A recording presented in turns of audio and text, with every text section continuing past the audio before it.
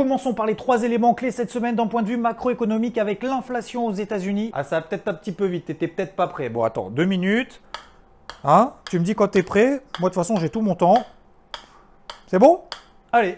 On y va. Pas de poussée de l'inflation aux États-Unis. Chiffre du mois précédent à 0,3% comme attendu. Et on a même le core CPI, c'est-à-dire qu'on exclut l'alimentation et l'énergie. C'était carrément sous les attentes à 0% contre 0,2% attendu. Donc moins d'inflation que prévu. C'est bon GG, tu peux continuer la planche à billets, hein, on est là. Stock de pétrole incroyable, nettement sous les attentes. Tu te souviens, il y a un an, à quelques semaines près, quand les cours du pétrole étaient négatifs. Et oui, on payait les gens pour venir chercher des barils, tellement il y en avait à ras-bord. Et voilà, la semaine dernière, on a déstocké 6,6 millions de barils sur la semaine. On attendait seulement 900 000 barils de déstockés. Réaction tout de suite des cours du pétrole en direct live différé, rien en fait. Ah bah faut dire que les cours du pétrole ont quand même déjà pris 70% depuis le début du mois de novembre. Et tu vas me dire, ouais, petit joueur, 70% en quelques mois sur le pétrole. Par rapport aux cryptos, c'est pas non plus... Ah ouais, on est mal habitué. Hein. Bref, ça reconsomme et je rappelle que c'est quand même un indicateur économique important. Le discours de la Fed aussi cette semaine, alors même s'il y a vraiment pas grand chose de nouveau, tu te rappelles ce qu'on avait dit dans le précédent débrief hebdo? Et il a confirmé que le chômage publié n'était pas vraiment la réalité. Ça ne reflète pas la réelle dégradation du marché du travail. Les disparités économiques étaient déjà importantes et elles se sont accentuées. Et le taux de croissance potentielle économique est nettement plus faible qu'auparavant. Ça, c'est à cause du vieillissement de la population notamment. Et du coup, le taux du plein emploi est nettement plus faible qu'avant, notamment du fait des taux d'intérêt qui sont très bas. Bref, la politique monétaire très accommodante de la Fed ne suffit pas. Il faut un engagement à l'échelle de la société et beaucoup de contributions de l'ensemble des gouvernements et du secteur privé. En gros, on n'a pas fini d'injecter.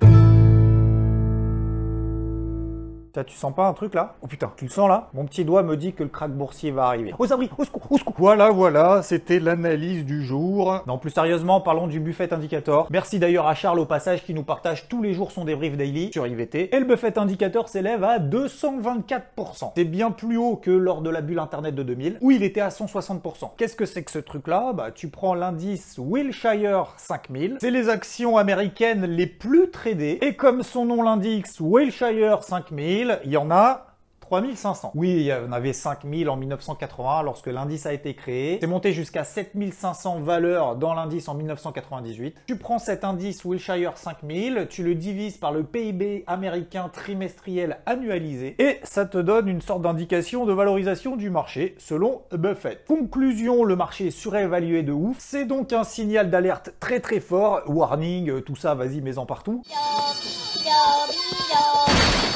Et donc ça pue en fait. Tu sais, c'est pas très technique, mais appelons un chat un chat. Et en même temps, vu que tous les marchés sont sous des tonnes de liquidités, forcément, ça entraîne des ratios de valorisation hallucinants. Et ça peut durer longtemps. Et oui, car tout est une question de timing. Car dans le milieu, on dit souvent « Don't fight the Fed ». Traduction, la Fed te défonce si tu joues contre. Pendant que Elon Musk fait mumuse à pumper un peu tout et n'importe quoi, bon, c'est à ce moment-là normalement que je vais me faire des potes, hein, comme par exemple Dogecoin. Bon, après, je suis pas tout seul, hein, il y a Nick Carter par exemple aux États-Unis qui nous indique malheureusement beaucoup vont perdre de l'argent sur Dogecoin à long terme parce qu'il n'y a vraiment pas grand-chose en termes de technologie intéressante là-dedans. Bon, je sais, on est dans le point chaud, mais c'est l'heure de faire le point pédagogie. La minute pédagogie avec Xavier Fenot. Intéresse-toi à ce que tu achètes. Même si c'est à court terme, prends le temps de savoir sur quoi t'investis. Ça évitera d'acheter des boîtes en quasi-faillite, des cryptos sans lendemain, sans aucun projet, ou alors c'est un peu du bullshit. Même s'il ne faut écouter que toi-même, fais attention à ceux qui sont ultra optimistes, genre euphoriques, on achète tout et n'importe quoi, ça pump, faut être dans le move, parce que si jamais ça se passe mal, tu seras tout seul. Et à l'inverse, faut pas non plus écouter tous les pessimistes, genre ils achètent jamais rien, parce qu'en fait, c'est trop dangereux, faut être prudent. Du coup, tu loupes tous les moves. Alors dans ces cas-là, quoi tu regardes en fait? Bref, investir responsable. Même d'ailleurs, moi, ce que je te raconte, hein, vérifie de ton côté, ne suis pas bêtement, je suis là pour donner quelques indications. Inspire-toi, peut-être, et fais-en surtout ta propre analyse, que c'est toi qui es responsable. Hein. Et d'ailleurs, surtout dans les mauvais moments, hein, parce qu'on dit généralement quand ça se passe bien, mais quand ça se passe mal, il n'y a plus personne. Ah bah ça, c'est comme le dernier pigeon hein, qui a acheté du GameStop, là, tout en haut. Bah oui, ça, on n'en parle plus, par contre. Elle a perdu combien depuis les plus hauts, là? 90% de sa valeur. 90% en quelques jours. C'est pas en 6 mois, en 3 ans. Ah, ça va remonter un jour.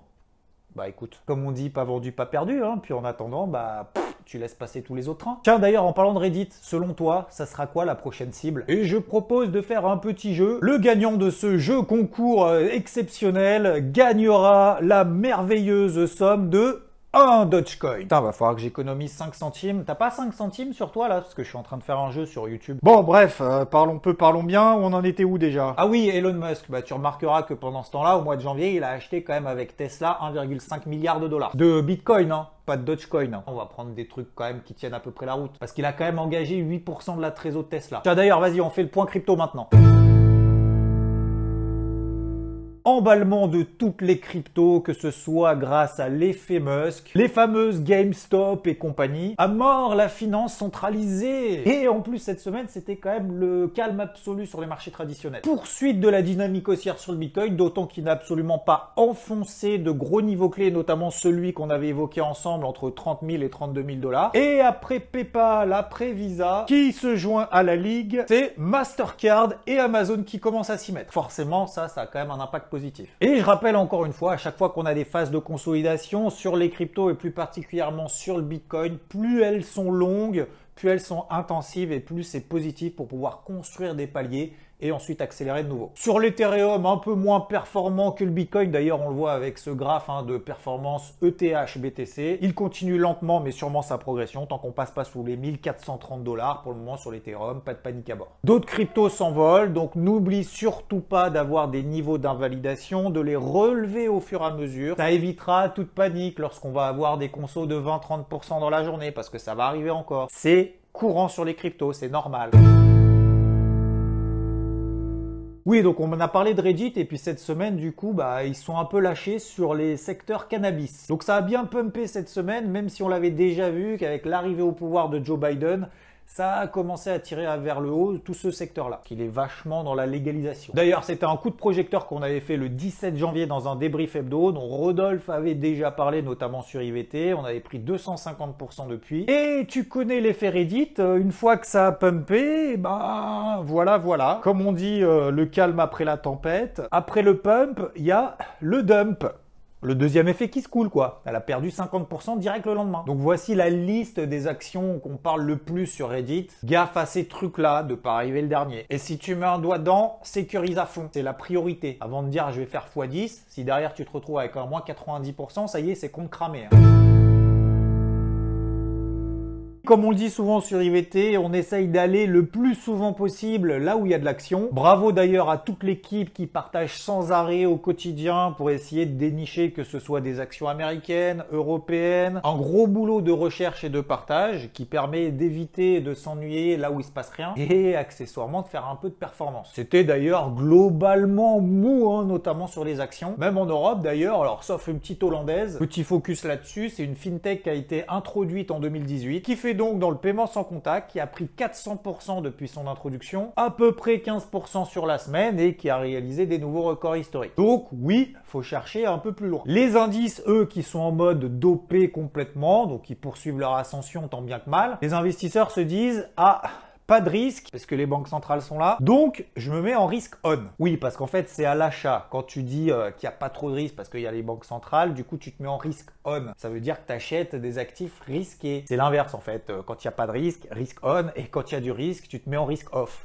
T'achètes des valeurs refuge. C'est l'inverse, enfin bref, j'espère que t'as compris. Des tendances haussières un peu partout, ici et là, même si sur certains, on est sur des grosses zones de résistance, comme par exemple sur le DAX ou sur le CAC. Et il y a même certains irréductibles qui sont neutres de chez neutre. En termes de neutralité, est-ce que tu penses à un pays en particulier? La Suisse, et oui, avec le SMI, tu vois, il est dans un range, coincé dans un range. Je peux pas faire plus neutre. Le FTSE également en Angleterre, ou alors l'indice IBEX en Espagne qui a plutôt tendance à sous-performer encore. Allez, on va faire focus quand même sur des trucs qui bougent, comme le Russell 2000. Ah, lui, il a explosé. Alors, Russell 2000, comme son nom l'indique, là, ça commence par Russ, c'est l'indice russe. Non, c'est pas vrai. 52% de performance depuis début novembre. Donc oui, pour savoir ce que c'est l'indice quand même Russell 2000, c'est les plus petites capitalisations américaines. Une sorte d'indice small et mid cap. Et comme son nom l'indique, Russell 2000, il y en a 1818. Ça d'ailleurs, ça me permet de refaire une parenthèse. CAC 40, tu penses qu'il y en a 40 de valeur?